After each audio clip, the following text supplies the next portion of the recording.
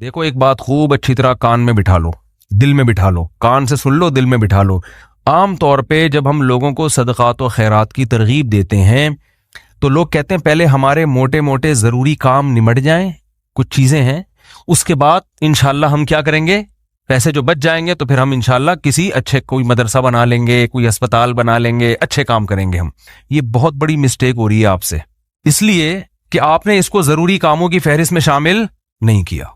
आप अभी तक दुनिया को मुसाफिर खाना समझने के लिए तैयार नहीं हो। ये जरूरी काम सबसे पहले होना चाहिए, क्योंकि मौत का कोई भरोसा नहीं है। और आखिरत के लिए सदका जारिया कि आपका कोई ऐसा अकाउंट खुल जाए जो आखिरत में आपके काम आए। कोई अस्पताल बना दिया, कोई मदरसा बना दिया, कोई कुआं खुदवा दिया, यतीम खाना बनवा दिया, या यतीम खाने के साथ ताउन कर दिया, या किसी घर को प्रॉपर बेस पर आपने कोई भी जो वो तो बहुत सारे मसारिफ है ना। तो मैंने लाखों पति लोगों को भी देखा है कि भाई अल्लाह ने आपने वलीमे पे 6 लाख रुपए उड़ा दिए, और यार 8-10 लाख का कोई इदारा बना दो, या किसी मदरसे में कोई डिस्पेंसरी बना दो, या कोई अच्छी फालतू ना उड़ाओ जाके कोई भी मांग रहा है पकड़ा दिए। ये भी बहुत बड़ी मुसीबत है लोगों के साथ। अब जैसे वो अरब का जो शेख है ना, जो उस भिखारी उसके माँ बाप को दुआएं दे रहा था और ये पैसे दे रहा था, तो मैं उस अरब के पास होता, मैं कहता आप सदका करें मगर ऐसे ही नहीं किसी को पकड़ाना शुरू कर दें, क्योंकि इससे जो मुस्तहिक होते हैं उनका हक मारा जाता है। आप ये देखें कि ये वाकई मुस्तहिक भी है या नहीं है, वरना वो तो कोई भी दुआएं दे के पैसे निकालना शुरू करेगा। निकालो, ठीक है, उसका जज्बा अच्छा था, अल्लाह करे उसके माँ बाप की मगफिरत हो गई हो, लेकिन उसूल जो शरीयत ने बताया है कि पैसा अल्लाह की बहुत बड़ी नेमत है और नेमत को जाया करने की इजाजत नहीं है। बहुत सोच समझ के आपने खर्च करना है कि मखलूक को फायदा ज्यादा से ज्यादा हो। कम से कम इन्वेस्टमेंट में ज्यादा से ज्यादा फायदा कैसे हो सकता है, फिर उसमें ज्यादा इन्वेस्टमेंट करो। जैसे दुनिया के बिजनेस का उसूल है ना कि इन्वेस्टमेंट कोशिश हो कम से कम और प्रॉफिट ज्यादा से ज्यादा। ऐसे थोड़ी कोई भी कारोबार के लिए 1 करोड़ मांग रहा है, आपने कहा पकड़ा दिया, चल देखा जाएगा कितना प्रॉफिट आ रहा है। तो भाई जो दुनिया की तिजारत का उसूल है वही उसूल आखिरत का। तो आखिरत का उसूल ये है कि जो 2 चीजें उसमें फोकस करनी है, इंसानियत की खिदमत ज्यादा से ज्यादा किस काम में है। बास काम ऐसे इंसानियत की खिदमत बहुत है मगर उनके असरात ज्यादा अरसे नहीं रहते, फिर भी ये काम करना है, क्योंकि इसमें खिदमत क्या है, जैसे भूखे को खाना खिलाना। अब एक आदमी के पास खाने के पैसे नहीं, इलाज के पैसे नहीं, वो तो मर जाएगा बेचारा। भूख की तकलीफ कौन बर्दाश्त कर सकता है। तो भूखे को खाना खिलाना ये बज़ाहिर सदक़ा जारिया तो नहीं है, क्योंकि ये ज्यादा टाइम तक चलेगा नहीं ना, खाना खा लिया पेट भर गया बस खत्म। लेकिन ये खिदमत बहुत बड़ी है, तो इसको भी फोकस करना है। और बाज़ चीजें ऐसी होती हैं कि जिसमें फौरी तौर पर खिदमत तो बहुत नहीं हो रही होती, लेकिन उसका असर आपके मरने के बाद भी कायम। जैसे कुआं बना दिया आपने, अब कुआं ऐसी चीज है जब तक कुआं रहेगा लोग पानी पिएंगे, आपको सवाब मिलता रहेगा। दरख्त लगा दिया, मर गए, तो दरख्त से को बहुत ज्यादा, एक दरख्त से क्या फायदा होगा, नहीं आ रही समझ में भाई आपने एक नीम का दरख्त लगा दिया तो कोई बहुत तो नहीं ना, कोई लोग उसको खाएंगे थोड़ी, नहीं भी लगाते तो क्या हो जाता। तो इसमें इंसानियत का फौरी तौर पर कोई बहुत ज्यादा फायदा नहीं हो रहा एक दरख्त से, लेकिन इसके असरात बहुत देर तक कायम रहेंगे। यानी आप मर भी गए तो दरख्त के नीचे कोई भी छांव लेगा, दरख्त ऑक्सीजन से फायदा पहुंचाएगा, चरिंद परिंद उससे खाएंगे। तो आप सल्लल्लाहु अलैहि वसल्लम ने फरमाया, सही मुस्लिम की हदीस है, जिसने दरख्त लगा के मर भी गया तो जब तक दरख्त रहेगा इसको सवाब मिलता रहेगा।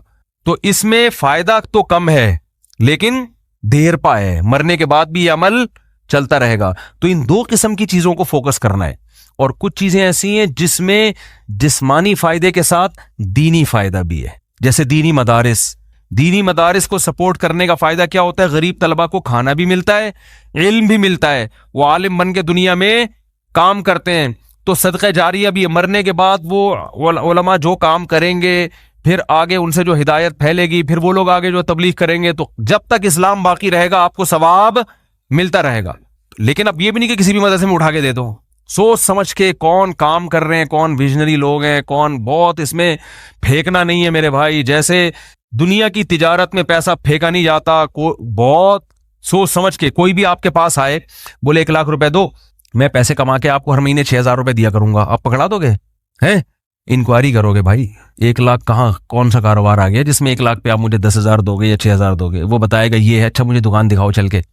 फिर जब आपको दुकान दिखाएगा तो आप कहोगे जब 1 लाख पे आप 6,000 कमा सकते हो तो अपने ही लगा लो। हैं, क्या ख्याल है भाई?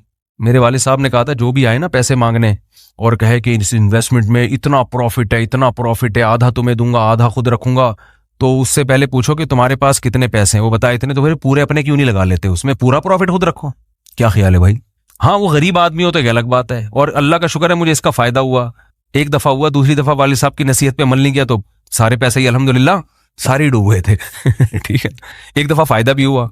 एक साहब जो एक बड़े पोश एरिया में रहते थे, मैं चूंकि उस एरिया का नाम लूंगा तो कहीं ऐसा ना वो समझ जाए, लेकिन किस्सा पुराना हो गया वो नहीं समझेंगे, फिर भी एहतियात यही है कि नाम ना लिया जाए। मालदार इलाके के थे, मुझे कहने लगे कि मैं ये कारोबार करना चाहता हूँ। अच्छा, इस ऐसे एरिया में रहते थे कि मुझे पता था इतने पैसे तो इनके पास होंगे वरना इस एरिया में रह नहीं सकता आदमी। अब एक आदमी डिफेंस, एक मिसाल दे रहा हूँ डिफेंस की, डिफेंस में रहता हो और क्या मेरी तनख्वाह 10,000 रुपए, तो आप कहोगे भाई 10,000 वाला डिफेंस में ना किराए पे रह सकता है और अपना घर हो तो सवाल ही पैदा नहीं होता, करोड़ों का तूने घर कैसे खरीद लिया, 3 करोड़ का है भाई, हो सकता है 4 करोड़ हो। स्टेट एजेंट वाले मुझे फिर फोन करेंगे आपने डिफेंस की वैल्यू क्या कर दी है, बयान में गिरा दी है। तो मैं मिसाल दे रहा हूँ, या अब हर बयान को ना लोग बड़े सेंसिटिव बन के ले रहे होते हैं, क्या आपने डिफेंस में 3 करोड़ बोल दिए, हमारी तो वैल्यू। तो अब क्योंकि शोहरत हो गई है ना, तो हर चीज को कुछ बहुत ज्यादा लोग सीरियस हो रहे हैं। 25 करोड़ ठीक है ना, 25 करोड़ का। अब उससे फिर लोग परेशान होंगे, यार हम ले रहे थे आपने कीमत बढ़ा दी। तो भाई ये महज एक मिसाल है, मुझे नहीं पता डिफेंस में कीमतें क्या चल रही हैं, तो कुछ भी लगा लो कीमत। तो आपने क्या किया, बात क्या चल रही थी, हाँ बंदा मेरे पास आया, रहता पोश एरिया में, मालदार इलाके में, मुझे कहने लगा आप मुझे पैसे दो, मैं ये चीज खरीद के बेचूंगा, आधा प्रॉफिट आपका आधा मेरा। तो मुझे अब्बा की बात याद आ गई। मैंने कहा जो इतने इन्वेस्टमेंट आप मुझसे करवा रहे हो तो ये चीज आप खुद खरीद के बेच दो पूरे पैसों की, पूरा प्रॉफिट आपका, मुझे आधा क्यों दे रहे हो। इन्वेस्टमेंट जो मुझसे करवा रहा है और आधा प्रॉफिट दे रहा है, इसका मतलब वो रिस्क लेने के लिए तैयार नहीं है, मतलब डूबे तो इसके डूबे, इसका मतलब आपको खुद पता है कि यकीनी प्रॉफिट नहीं है। समझते हो कि नहीं समझते। तो किसी को पैसे देने से पहले जैसे इंक्वायरी करते हो ना, सदका खैरात से पहले भी ऐसे इंक्वायरी किया करो, क्योंकि आपके पास लामहदूद रकम नहीं है। गैर मुस्तहिक को देने का सबसे बड़ा नुकसान ये है कि मुस्तहिक लोग रह जाते हैं। लोग कहते हैं किसी गैर मुस्तहिक को चला गया तो क्या है, ओ भाई फिर इतने फिर मुस्तहिकीन रह जाएंगे इससे। और सवाब कमाना है ना, तो सवाब तो जब ही मिलेगा जब आपका पैसा सही जगह पे जाएगा। जो गैर मुस्तहिक हो उसको हदिया दे दिया करो भाई दोस्ती यारी में, कि चल यार गिफ्ट है। बात आ रही है समझ में। तो ये मैं अहम पॉइंट की बात बता रहा हूं कि 2 जगह खर्च करना है, जरूरत और दूसरा जिसका असर देर पाओ। तो सदका जारिया भी अच्छी चीज है और इंसानियत की जरूरत पूरी करना। आप कह सकते हैं यार एक भूखे को खाना खिला दिया, पेट भर गया, तो वो तो बस एक सवाब मखसूस मिल गया तो अब तो खत्म ना, सदका जारिया तो क़यामत तक रहता है। ये इसलिए बता रहा हूं कि हम बाज़ दफा लोगों को बताते हैं कि यार ये देखो ये गरीब है, इसको बेवा है, इसके घर में राशन डाल दो, कह रहे हैं नहीं नहीं नहीं हम तो सदका जारिया चाहते हैं। तो याद रखो सदका जारिया के अपने फजाइल हैं कि वो चलता रहेगा आपका, लेकिन भूखे को खाना खिलाने के, उसकी जरूरत पूरी करने के अपने, वो सवाब थोड़ा है लेकिन वजनी बहुत है। वजनी कैसे, हदीस में आता है क़यामत के दिन अल्लाह ऐलान करेंगे, जब मैदान हशर होगा ना, बहुत सख्ती का दिन होगा, तो अल्लाह ऐलान करेंगे कहां हैं वो लोग कि जब मैं भूखा था तो उन्होंने मुझे खाना खिलाया, मैं प्यासा था तो उन्होंने मुझे पानी पिलाया, आज उन भूखों को मैं खिलाऊंगा क्योंकि उन्होंने मुझे खिलाया था। जैसे होता है ना, आपको भूख लग रही थी, किसी ने आपका इकराम किया, तो अब आपको कहीं वो भूखा नजर आए तो आप सबसे पहले उसको खिलाओगे ना। यार मैं टीवी में आ रहा हूं क्या है, थक गए हो तो बयान खत्म कर देता हूं, बस वैसे ही भी खत्म होने वाला है। देखो गैरतमंद इंसान क्या करता है, आप भूखे थे और आसान मिसाल, आपकी गाड़ी में पेट्रोल खत्म हो गया, आपने पेट्रोल पंप वाले से कहा यार थोड़ा सा डाल दो, पैसे बाद में दे दूंगा मैं आपको, अभी जेब में है नहीं। उसने कहा चल यार डाल दिया पेट्रोल, मैं अपने पैसों से डाल रहा हूं, जाओ यार। एक दिन क्या हुआ, इत्तेफाक से आप पेट्रोल पंप के मालिक बन गए, वो आया गाड़ी लेके, पेट्रोल नहीं है, लाइन लगी हुई है, बहुत से गरीब आ गए बगैर पेट्रोल के ना ठीक है ना। अब आपके पास महदूद पेट्रोल है तो आप किसकी गाड़ी में डालोगे, आप ऐलान करोगे भाई जिन्होंने मेरी बाइक में या गाड़ी में पेट्रोल डाला था ना वो बंदा आगे आ जाए, उसको तो उसकी जरूरत तो पूरी करनी है। तो एक आम इंसान जब ये काम करता है तो अल्लाह तो गयूर है भाई, तो अल्लाह ऐलान करेगा, भूख और प्यास में लोग तिलमिला रहे होंगे, अल्लाह कहेगा सबसे पहले उनको खिलाऊंगा जिन्होंने जब मैं भूखा था मुझे खिलाया, जब मैं प्यासा था मुझे पिलाया। तो लोग कहेंगे अल्लाह तू कहां भूखा हो सकता है, तो अल्लाह कहेंगे मेरी मखलूक में फलां शख्स भूखा था, तो उसका भूखा रहना ऐसा ही है जैसे मैं, क्योंकि हदीस में आता है अल खल्क़ु अयानुल्लाह, जैसे घर का कोई सरबरा होता है ना, तो बच्चे भूखे होंगे तो तकलीफ किसको होती है, बाप को होती है कि नहीं होती है। तो आप सल्लल्लाहु अलैहि वसल्लम ने फरमाया अल्लाह की मखलूक भी ऐसे जैसे अल्लाह के अहलो अयाल, अल्लाह का तो अहलो अयाल नहीं होते लेकिन मिसाल दी है, ऐसे ही है, अल्लाह को इनकी फिक्र ऐसे ही है। वो अलग बात है बहुत से भूखे मरते हैं, ये अल्लाह की तकदीर है, ये अल्लाह की हिकमत है, दुनिया को अल्लाह ने ऐसे ही चलाया है। कि किसी को मिलेगा किसी को नहीं मिलेगा, ये अब उसमें तो अल्लाह से नहीं उलझ सकते। लेकिन अल्लाह ऐलान करेगा कि मेरी मखलूक मेरा खानदान थी, गोया कि अल्लाह का खानदान नहीं होता, यानी मेरे मातहत थी और मैं लोगों के जरिए लोगों को खिलाता हूं। तो जब मैं भूखा था तो फलां का भूखा होना ऐसा ही है जैसे मैं भूखा। तो इससे पता चलता है किसी भूखे को खाना खिलाना ऐसे जैसे आप किसको खिला रहे हो, अल्लाह को। तो अगरचे ये सदका जारिया नहीं है, लेकिन भाई एक नेकी है, लेकिन ये वजनी बहुत ज्यादा है। तो इन दोनों मद्दों में खर्च किया करो। करोगे कब? लोग कहते हैं अच्छा ठीक है, वो एक दो को तो खिला देते हैं। जो बड़ा अमाउंट है ना, जैसे अपनी शादी ब्याह पे खर्च करते हैं, गाड़ियों पे खर्च करते हैं, मकान पे खर्च करते हैं, इस टाइप का अमाउंट अल्लाह के लिए खर्च, अल्लाह के लिए बस वाइपर वाले को 20 रुपए। अब तो 20 रेट थोड़े बढ़ गए, वरना 5 पे चल लेते वो। फिर खुला मांग भी रहे होते थे वो। फिर क्या मांग रहे होते थे? एक आदमी ने किसी फकीर से कहा, एक फकीर किसी आदमी के पास आया कि अल्लाह के नाम पे ना पता नहीं कुछ चाय पिला दो या कुछ खाना खिला दो। तो उसने 100 का नोट निकाला, बोला कि 50 रुपए हैं।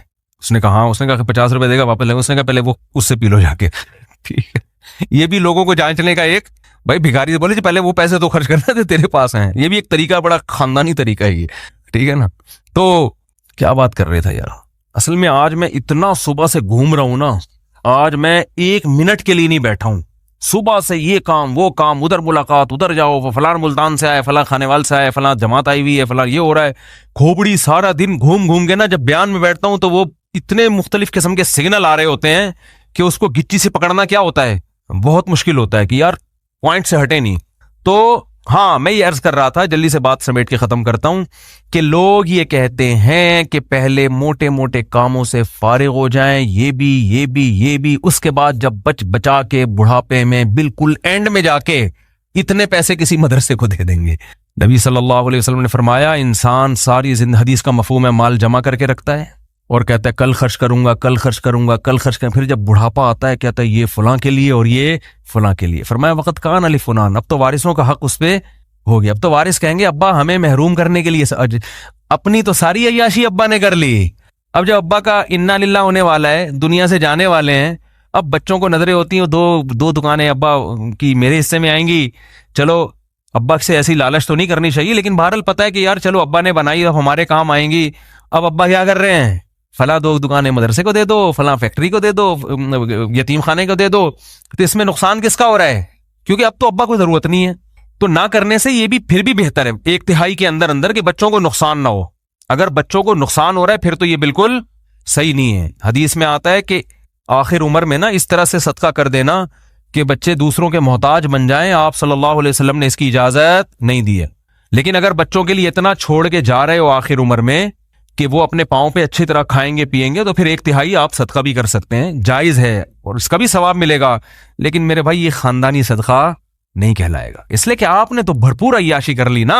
आपकी तो 4 शादियां माजरत के साथ हो गई, एक जिसकी हो गई उनकी बात कर रहा हूं, और आपकी तो जनाब ये भी हो गया वो भी हो गया, सारे काम वलीमों पे भी उड़ा दिया और इन्वेस्टमेंट भी दबा के कर ली, कारोबार भी हो गया, सब कुछ मजे तो उड़ा लिए ना आपने। तो ये नबी की नजर में अफजल सदका नहीं है। अफजल सदका ये है, आप सल्लल्लाहु अलैहि वसल्लम से साहबी ने पूछा या रसूल अल्लाह सबसे बेहतरीन सदका कौन सा है?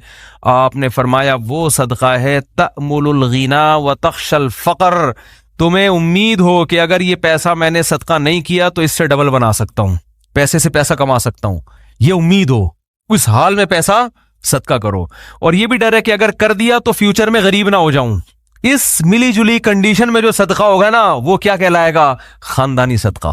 समझ में नहीं आ रही बात? तो इसलिए सदका तो खैरात में मैं ये नहीं कह रहा, ये तो हदीस में भी मना है कि इतना कर देना कि कल लोगों के मोहताज बन जाए, ये तो जायज ही नहीं है ना, कि अपने जरूरी जो बीवी बच्चों के हैं वो तो बहरहाल, लेकिन सिर्फ इतना कर लें कि आप जब ये कहते हैं ना कि मेरे ये चंद जरूरी काम हो जाएं तो फिर मैं ये करूंगा, ये अल्फाज गलत हैं। आप ये कहें कि मेरे चंद जरूरी कामों में एक अहम तरीन काम ये भी है, तो ये वाला काम भी उन जरूरी कामों की तरह तरजीही बुनियादों पे करना है, और ये चंद जरूरी काम जिसमें ये भी हो जाएं तो फिर मैं क्या हो जाऊंगा? फ्री, फिर मेरी मर्जी में जहां चाहे सदका करूं। बहुत मुश्किल है बात समझाना। तो बड़ी इन्वेस्टमेंट जैसे बिजनेस पे करते हैं, बड़ी इन्वेस्टमेंट जैसे शादी पे करते हैं, बड़ी इन्वेस्टमेंट जैसे अपने बच्चों की एजुकेशन पे करते हैं, ऐसे ही एक आध बड़ी इन्वेस्टमेंट आखिरत के लिए भी करनी चाहिए। समझा पा रहा हूं अपनी बात को? लेकिन वो खानदानी इन्वेस्टमेंट हो, मरे तो पता चले कि यार एक अस्पताल है, चल रहा है भाई गरीबों के लिए। समझते हो या नहीं समझते हो? देखो गोरे भी बड़ी बड़ी इन्वेस्टमेंट करते हैं, लेकिन उनका कोई बच्चों का उन पर टेंशन नहीं होती ना बेवा का ख्याल है उनको, ना बच्चों का ख्याल है। आपके लिए सदका करोगे सवाब मिलेगा, क्योंकि आप तो पूरी फौज छोड़ के जा रहे हो अगर मेरे बयान सुनते हो। क्या ख्याल है? ठीक है ना, पूरी फौज है आपकी। तो दोनों, और फिर अजीब बात है, आपने इस नीयत से नहीं करना कि रिटर्न मिलेगा, इसी नीयत से करना है कि मैंने जो खर्च किया वो गया, खत्म, बस दुनिया में नेकी कर दरिया में डाल। लेकिन वैसे मैं एक जनरल नॉलेज के लिए बता रहा हूं कि अल्लाह डबल करके देता है वापस, बल्कि और बढ़ाता है, फिर देते जाओगे बढ़ाता जाएगा, देते जाओगे हदीस में आता है मा नक़सत सदक़तुन मिन माल, सदक़े से माल में कभी भी कमी नहीं होती नहीं है। लेकिन आपने ये नियत नहीं करनी, आपने ये नियत करनी है कि मैं दे रहा हूं और मुझे नुकसान नहीं होगा इसका, मेरा कारोबार भी कम हो जाएगा और मेरे घर में भी थोड़ा खर्चा क्या हो जाएगा, यानी मेरी अपनी बीवी बच्चों से तो खर्चा मत रोको, उनको ना भेंट चढ़ाओ अपने तवक्कुल की, ठीक है ना। अपना, मेरी गाड़ी थोड़ी सी सस्ती हो जाएगी, ये हो जाएगा वो हो जाएगा, अपने ऊपर तो रख के सब कुछ करो, ये नियत यही करोगे यार कम ही हो जाएगा। लेकिन वैसे मैं जनरल नॉलेज के लिए बता रहा हूं कम होता नहीं, क्योंकि अगर आपने नियत ये कर ली ना कि बढ़ जाएगा, फिर नहीं बढ़ेगा। और इसमें बात चाहे कंप्लीट हो जाए, लेकिन इसमें आपने ये देखना है आप में तवक्कुल कितना है, सही है ना। कल आजमाइश आई तो ऐसा ना यार मुझसे आपका बयान ही गले पड़ गया यार, तो कोई बात नहीं, पहले ये वाले भी कर लो फिर कर लो, तो खानदानी ना हो, गैर खानदानी सदका भी हो तो चलो सदका तो हो गया ना। तो खानदानी सदके के लिए थोड़ी सी खोपड़ी भी खानदानी होनी चाहिए, तो ये ज़र्फ भी होना चाहिए उसी हिसाब से, तो अपनी हैसियत देख के। लेकिन मेरा मकसद सिर्फ ये है कि यार कुछ तो इन्वेस्टमेंट आखिरत के लिए भी जवानी में, जब आपको जरूरत है, बुढ़ापे के लिए ना रखो, बुढ़ापे में अल्लाह और तौफीक दे देगा। और सदका ऐसी चीज है जिसको एक दफा आदत पड़ती है ना, फिर हाथ रुकता नहीं है उसका। आदमी बाज़ दफा एक बड़ा अमाउंट खर्च करता है कि यार ये मैं बड़ा अमाउंट खर्च कर रहा हूं बस ताकि एक दफा हो जाए, कल मरूं कोई भरोसा नहीं, कल मर जाऊं तो सदका जारी होगा। तो एक दफा करोगे ना, आदत ऐसी पड़ती है इसकी, फिर कल दोबारा यही सोच के दोबारा करोगे। ये अल्लाह की तरफ से एक नेमत है कि जो करता है फिर अल्लाह उसको सदके करने की तौफीक देता रहता। तो ये सब सोच समझ के, तो हाँ अच्छा, इसमें फिर दो काम करने हैं। कुछ सदके तो पब्लिक को दिखा के करने हैं, अपने बच्चों को भी बताओ, बीवी को भी बचाओ, भाई को भी बताओ, रिश्तेदारों को भी बताओ, क्योंकि कुरान में जगह जगह आता है कि नेक लोग छुपा के भी सदका करते हैं और अलानियत। दिखाने का फायदा ये होगा, पब्लिक को तरगीब होगी कि यार इसने जब ये अस्पताल बना सकता है, मदरसा बना सकता है, यतीमों की मदद कर सकता है और नहीं मरा, माशाल्लाह खा रहा है, कुछ हमें भी इबरत हासिल होगी कि नहीं होगी। बच्चों को जब बताओगे तो बच्चे कहेंगे यार मेरे बाप ने इतना कुछ किया, जब वो बाप बनेंगे तो उनका भी दिल चाहेगा।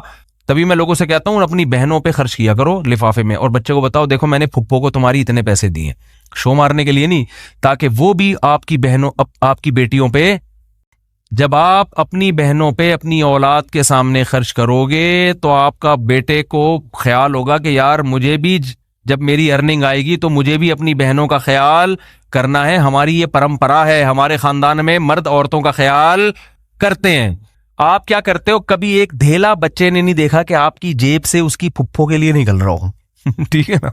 नसीहतें आपकी सुबह शाम माशाल्लाह होलसेल के हिसाब से चलती रहती, बच्चे को समझाते रहते हो गरीबों का ख्याल किया करो, बूढ़े माँ बाप का ख्याल किया करो। बच्चे को पता है फ्री फोकट की नसीहतों के अलावा अब्बा के पास कोई काम नहीं है, फ्री फोकट की नसीहत। जब आएंगे घर में टार्जन बन के, कहते तो नहीं है लेकिन दिल में यही होता है, ये कर लो, यूं नमाज क्यों नहीं पढ़ता, ये क्यों नहीं करता, यूं क्यों नहीं, वीडियो गेम खेलता रहता, पटाख थप्पड़ लगाया, ये कर रहा है वो कर रहा है। बच्चे को पता है अब्बा के पास फ्री फोकट की नसीहतों के अलावा, वो हमारा फला मामू बीमार थे, अब्बा ने एक धेला नहीं निकाला जेब से। अम्मी की तबीयत खराब होती है तो अब्बा के पास अस्पताल ले जाने का टाइम नहीं है। नसीहतें जितनी मर्जी करवा लो, नसीहतें भी करें लेकिन नसीहत से ज्यादा अमल।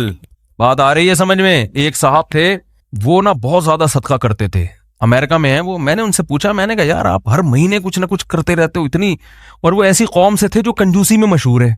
मैंने उनसे पूछा आपकी कौम क्या है, मेरा ख्याल था कोई सैयद हाशमी कुरैशी होंगे, कोई वहां के मक्का मदीना के इतने सखी। तो उन्होंने कहा यार हम वो कौम का नाम लिया जो कंजूसी में जिस पे लतीफे बने हुए हैं। मैंने कहा इस कौम के हो के आप इतने माशाल्लाह। तो उन्होंने कहा यार मेरे बाप को हमने बहुत सदका करते हुए देखा है, तो बस हमने अब्बा से सीखी, हमारी एक ब्लड में ये चीज शामिल हो गई है, नहीं करे तो हमें सुकून नहीं मिलता। मैंने कहा यार बड़े खानदानी हो। मैंने कहा यार कभी आपको दिखाऊंगा भाई इस कौम पे लतीफे बनाना छोड़ दो। कौमों पे लतीफे है ना, एक कौम बड़ी कंजूस मशहूर है, उनके यहाँ जब बच्चा पैदा हुआ ना तो सब आए मुबारकबादी के लिए, सारे जमा हो गए। तो बच्चा कहता है अबे सारे यहाँ जमा हो गए, दुकान पे कौन बैठा हुआ है तुम सब यहाँ गए मुबारकबाद देने, कमबख्तो। यानी इतनी अल्लाह ने उस बच्चे को कुव्वत गोयाई अता फरमाई। ये ब्लड में आ जाती है ना चीज, तो बच्चे को अकल नहीं है, शऊर नहीं है, लेकिन उसके जीन्स में ये चीज आ गई है कि भाई दुकान का भाई आधे अभी आ जाते हैं, आधे कस्टमर को संभालते। ये लतीफा है, कोई सच्चा वाकया नहीं है ये, ठीक है ना, ऐसी फर्जी लतीफा है समझाने के लिए कि कुछ इतना करके जाओ कि बच्चे पैदा होके जो है ना ये बोल रहे हो कि हम मुबारकबादी में 5 रुपए तुम्हारी जेब से नहीं निकले, सखावत की तरगीब दें वो।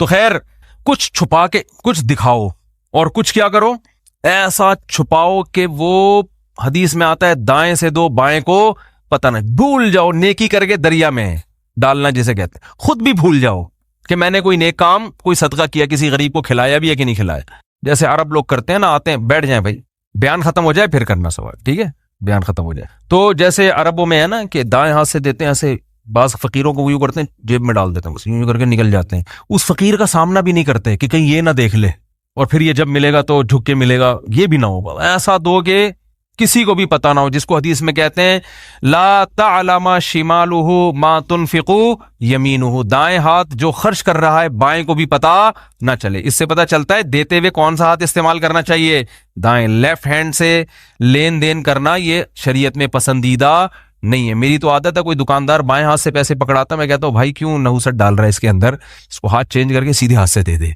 मजबूरी हो तो एक अलग बात है, आप ड्राइविंग कर रहे हैं तो फिर अब ये तो नहीं कि वो जो है ना एक हाथ से गियर पकड़ा हुआ है हाथ छोड़ के जी तो खड्डे में गिर गई गाड़ी, तो मजबूरी में लेफ्ट हैंड इस्तेमाल किया जाएगा। मजबूरी में उल्टे हाथ से खाने की भी इजाजत है मजबूरी में, लेकिन नॉर्मली ड्राइविंग में आप उल्टे हाथ से, मजबूरी होती है बाज दफा, बाज लोग राइट हैंड से सही स्टीयरिंग पे काबू रखते हैं, लेकिन नॉर्मली ना दाएं बाएं से लेफ्ट हैंड से खाना चाहिए, ना लेन देन करना चाहिए।